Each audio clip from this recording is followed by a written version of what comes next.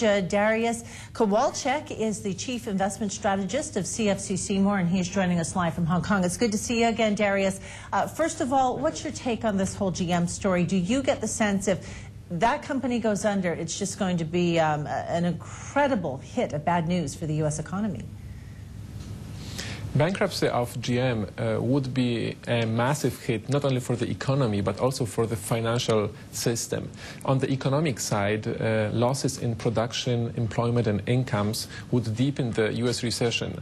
But the financial system is also exposed due to, for example, credit default swaps on the companies. So a default here would create a lot of havoc in the banking sector and the broader financial sector, which is why I believe that the U.S. government will not allow GM to go under. So too big to fail, more or less. But what about all of these bailouts? Exactly. On the other hand, you've got, it seems to be snowballing into other sectors, and now the bailout for AIG is just getting bigger. I mean, what does this mean for the dollar, and is it, at some point down the road, inflationary?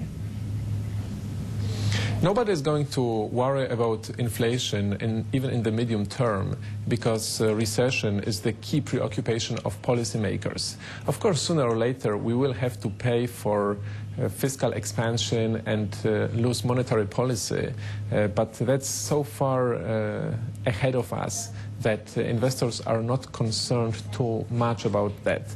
The bailouts will have to continue. It seems that not only the financial sector, but various other areas of the economy need that, as well as the consumers. And that's why I expect another major stimulus package that the sooner it comes, the better. But in any case, it will not stave off a deep U.S. recession. Dariusz, we keep hearing that economies in Asia are in somewhat better, comparatively better shape compared to the United States, because people just aren't as indebted as they are in the U.S. But then again, Asia relies so heavily on the U.S. to purchase their products that they make over here. So basically, where does this leave Asian economies? Unfortunately, Asia is in the big picture in the same boat as the developed world, because although our consumers are not hit as badly, the GDP growth in the region does not depend on consumption, but rather on exports to the US and Europe, and on fixed asset investments to be able to produce goods that we export. And weaker demand or fall in demand from abroad means that we cannot export that much, and investments are going to be curtailed.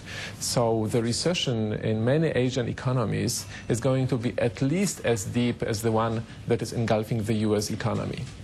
Okay, Dariusz, thank you so much for joining us today. That was Dariusz Kowalczyk, Chief Investment Strategist at CFC.